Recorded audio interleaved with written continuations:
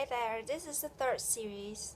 This is the third series for the general theme because I have quite a number of books for general and I don't really know how to categorize them. This series, for this part, I'm going to be doing on Jodi Picoult. I love her books because I think she's a very good writer. Her first book that I read is My Sister's Keeper before it was made into a film, but I'm gonna do like that book later on. So anyway, I'm gonna talk about this one first. It says Change of Heart. Basically, this book is about redemption, justice, and love. Well, June is the main character of this story.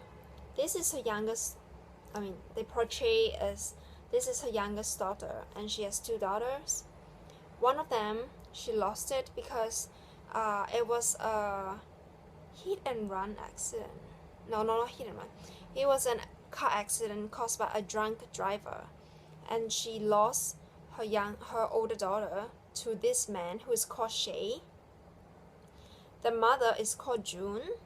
So Shay is now being charged with like drunk driving and like endangering someone's life and also killing her daughter. So, but then while June she was like in the beginning really hopeful for a very happy life with her two daughters, and then one of her daughters died. She is heartbroken, and then her younger daughter is actually she actually has heart problems, so she can die too. She need a heart transplant, and her younger daughter is called Claire.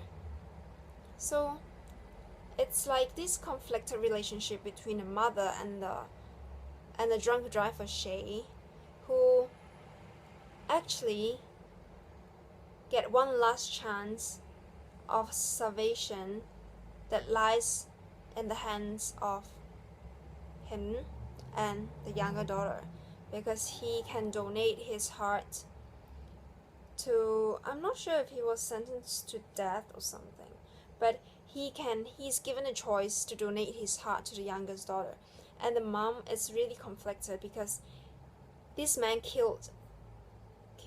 this man who, usually we would think that people with a heart to drink, drive, to kill people would not be a good person, and now she has to come to terms with the fact that her younger daughter would have his heart, and that's why this is such a compelling story. And Shay is actually a believer of God, and he went to this Father Michael, this Father Michael is so devoted to God. He's all into religion, but when Shay came to him, it makes him question all the things that he used to believe about religion, about good and evil, and about forgiveness, and also about himself. So that's why I think that this is a really, really a touching story, a really good book.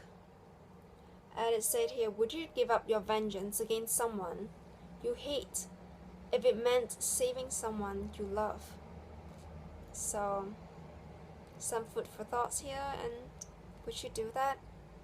I don't know if I would, but if it's worth it, you're taking another person's life too, but it's just really conflicting.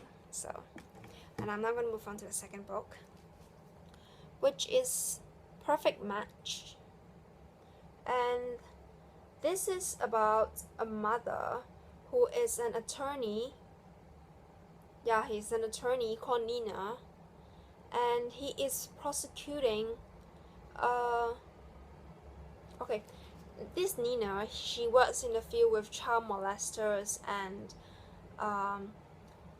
she just realized there is so much problems with these kind of cases, because usually in court it's very hard to prosecute a child molester, even though there are so many evidence and facts pointing towards that this man did this to the child.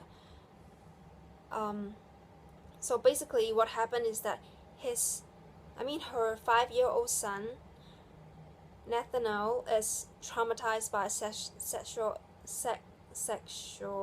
assault, and her husband is ripped apart by, and Nina is ripped apart by this justice system that doesn't really help the victim, doesn't really help to justify whatever the molester has done.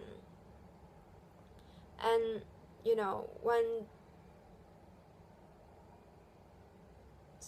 let me see. So to help herself, to fight for her son's case, she is doing all that she can as an attorney in this justice system, in the hope and the faith of helping her own son and those who are ahead of him, those in future. So basically this book is about a female prosecutor who would do anything for justice in the name of her son. This is a pretty good book, especially if you're interested in the legal system. This book particularly describes the US system, I think.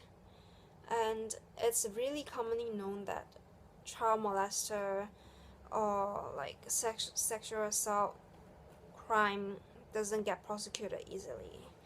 For me, I have personal experience with it. I never tell the story until I was 16, 17, and by then it's too late and there's nothing to be done about it. So it's just a really sad truth that these kind of things happen in the real world, and Jodi writes things that makes you think about life, makes you think about this world. That's why I recommend her books to you.